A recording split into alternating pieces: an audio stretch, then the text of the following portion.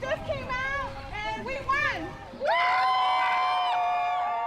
The Supreme Court on Thursday blocked the Trump administration's years-long attempt to end DACA.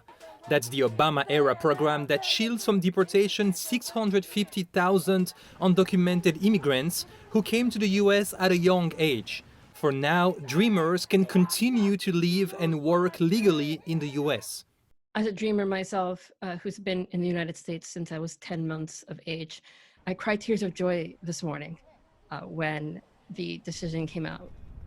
This decision has lifted a cloud of uncertainty that has surrounded my life for years. It's just surreal to see that the Supreme Court sided with us. My phone kept going ding, ding, ding, ding. And I was like, oh my gosh, I got up really fast and I went to check it and it was everyone telling us it passed. So I was like, no way. In a stunning rebuke to the Trump administration, the justices rejected the argument that President Obama illegally created the immigration program 8 years ago. In a 5-4 decision, Chief Justice John Roberts invalidated President Trump's capricious attempt to end DACA. But he says the government can try again. Very soon, they could do a longer memo, a longer analysis, but then that's going to be tied up in court again. Ilya Shapiro of the Cato Institute says while the ruling gives the White House another shot at winding down the DACA program, it all comes down to the 2020 election. President Trump alluded in a tweet he'd start a new legal fight over DACA. If Trump is reelected, then that lawsuit would then continue and be resolved in a year or two.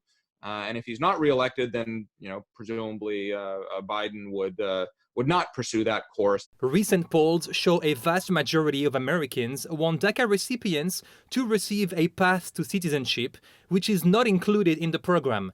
Bipartisan efforts to legalize the status of Dreamers have failed multiple times in the past, and Shapiro believes the court's decision to keep DACA alive isn't helpful.